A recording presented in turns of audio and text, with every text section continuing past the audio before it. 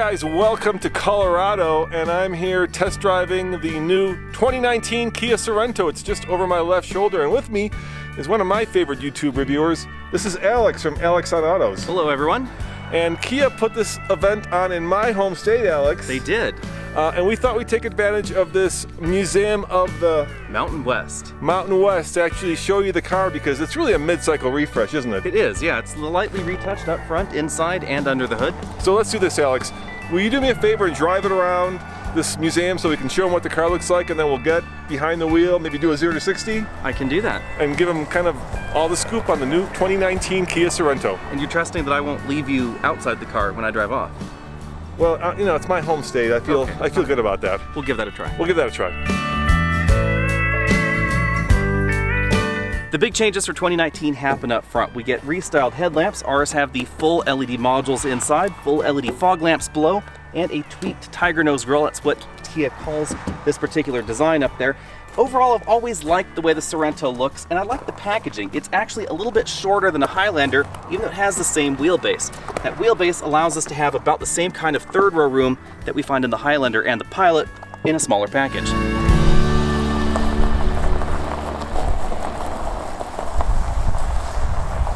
I've got some good news and I've got some bad news for all you high altitude types like myself.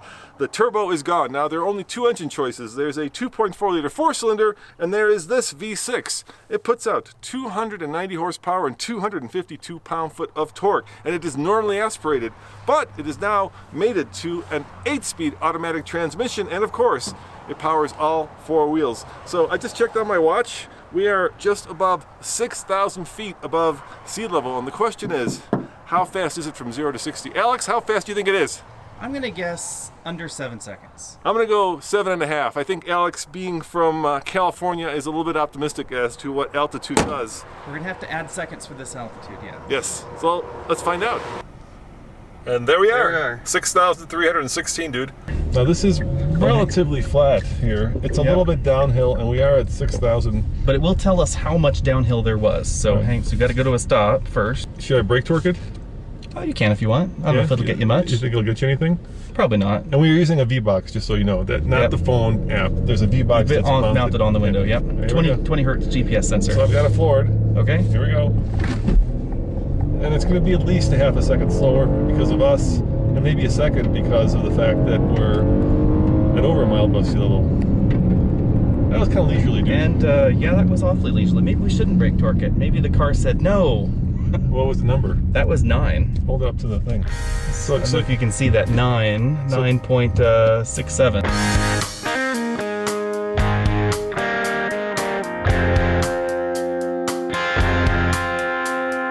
Alex, I'm sitting behind, actually you, because you were driving it. Let me show people how much legroom there is. There is plenty of legroom back here.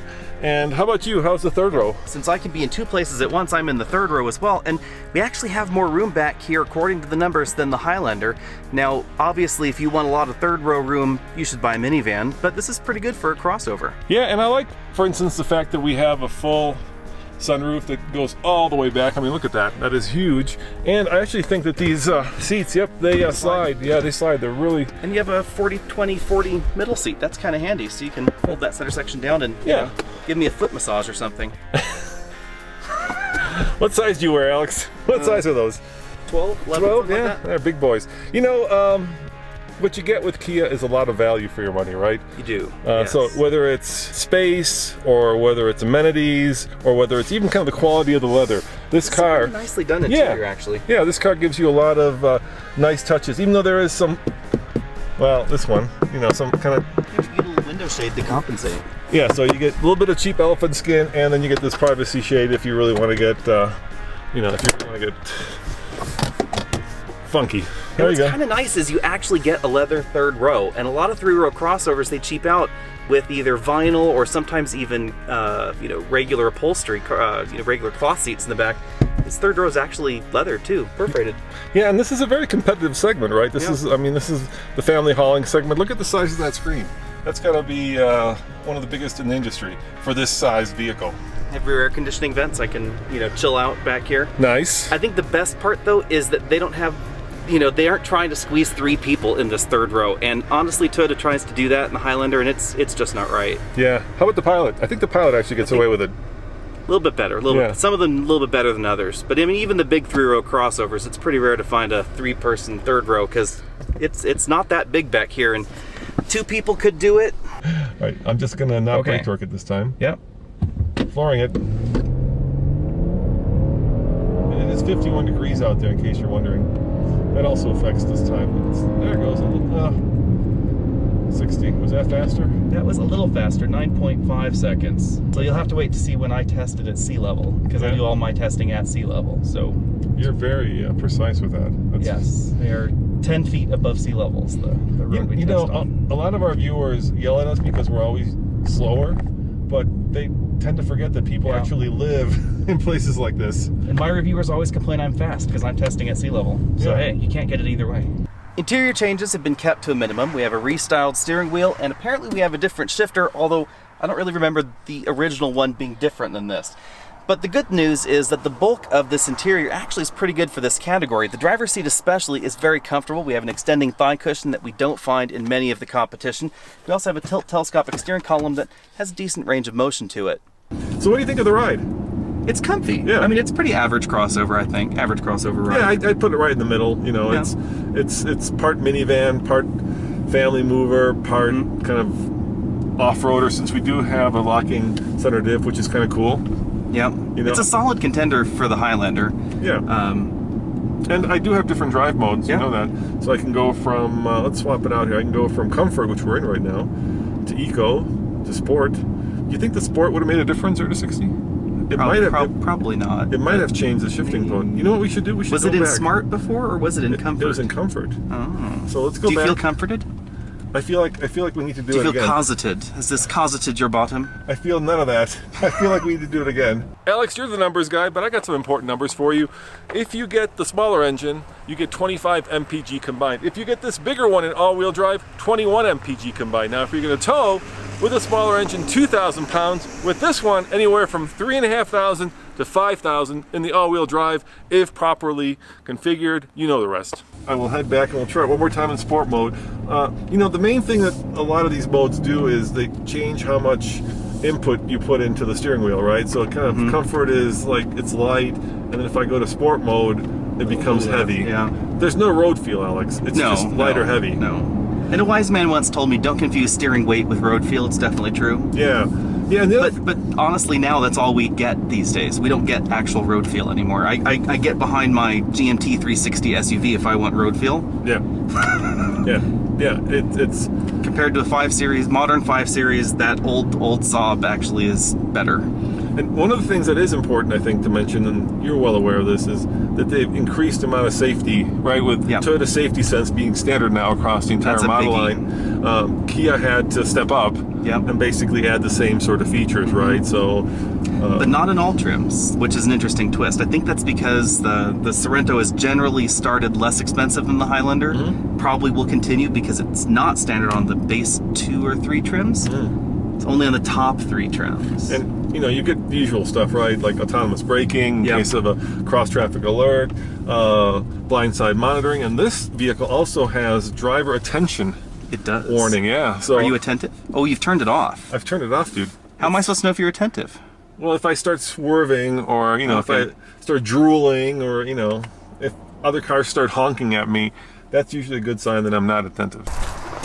You know, Alex, I think most people think that this competes with cars like the Rogue, but it's really one size up, isn't it? It is, yeah, and that's the funny part, is inside it's definitely Highlander sized, but outside it is confused sometimes because it is 3 inches smaller than that Highlander, but it is 13 inches bigger than the compact Kia, which would be the Sportage.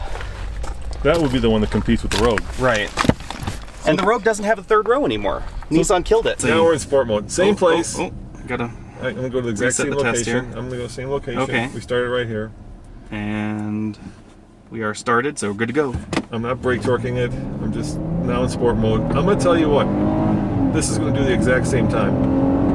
Probably is gonna be close. And bam, there's 60. Yep, 9.43. That was like a tenth faster.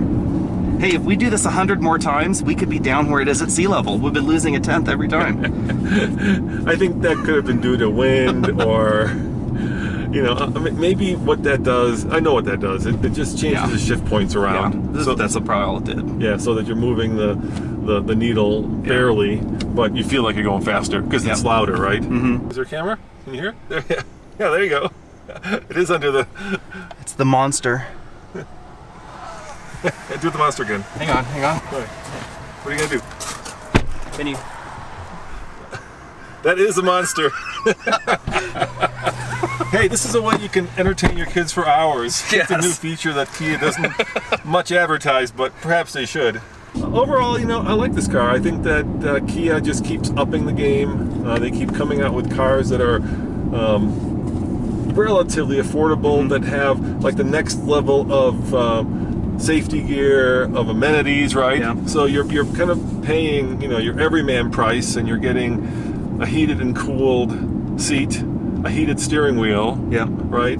Plus, you know, nice leather, really nice. This top end trim, the Acura MDX always comes to mind with this, and I know maybe that's an unfortunate comparison, but this is so much less expensive than the MDX, but do you get that much more in the Acura? And my answer's always been no. I mean, yes, it is a little bit more refined, it's a little bit nicer, but is it, you know, $15,000 or $20,000 nicer? That's a hard sell. How much are you willing to pay for the name is the question, right? That's really where it comes down to. And both of them are still going to be a front-wheel drive-based vehicle, so it's not like you're stepping up into a X5. You know, that's a kind of a different beast. I was reviewing a car the other day with Nathan, and he said he's done with piano black, and I agree. I'm kind of done with this piano black. It's overused now. It was nice first, and now it's just, you know, just another way to do kind of. So would you rather have piano black or fake wood? I'd rather have real wood. But, well, I would rather have real wood too, but you know. But we're not going to get that, are we? No, we're not going to get that in this. It is very quiet in here. It is very quiet. Yes. Yeah. I don't have my decibel meter, but I'm guessing quiet, this is comfy. 235 with tires are standard on all models, which is kind of surprising too. So they don't cheap out on the low end trim. Yeah, and you get memory seats. You usually don't get memory seats in a lot of vehicles of this class, or if you do, you have to pay extra for them. Now, we don't know pricing yet because they haven't announced it. This is a 2019 model. Hey, is this Alex on Tractors? It could be. Yeah. Could be. I have a Case 570 at home. Well, there you go. I was joking, but apparently I was on the right track. So there you have it, just a quick peek at the brand new 2019 Kia Sorento. Now, if you're looking for a much more in-depth, a much more, let's call it... painfully long. I was going to say professional. Oh, okay. Review, then I suggest you check out Alex on Autos. What's your YouTube channel? Alex and Autos, yeah. Yeah, it's pretty straightforward. And I'll do a link in the description below, and you're going to do details like different trim levels. Yes, ours will probably be 25 minutes long, something like that. Yeah, probably some of the excruciating detail. We go into buttons, a lot of buttons. But they're really great reviews, especially if you're looking to purchasing this car. As always, this is Roman. And this is Alex. Saying thanks for watching, and check out tflcar.com for more news, views, and of course, real-world reviews. And check out Alex on Autos. This guy's just great, really. Yep. See you later. Let's eliminate as many variables as possible. It's a slight downhill. That was not a lot downhill, though. The slope is deceptive. It's only 2 meters difference, so 6 feet. 6 feet downhill, huh? 6 feet downhill over 1/8 of a mile. That's not a big deal. Once again, mile above sea level, 2 guys at 200 plus pounds. Oh, plus luggage. Plus luggage. I mean, you could easily subtract 1.5 seconds from that. You've seen my camera bag. It weighs as much as I do.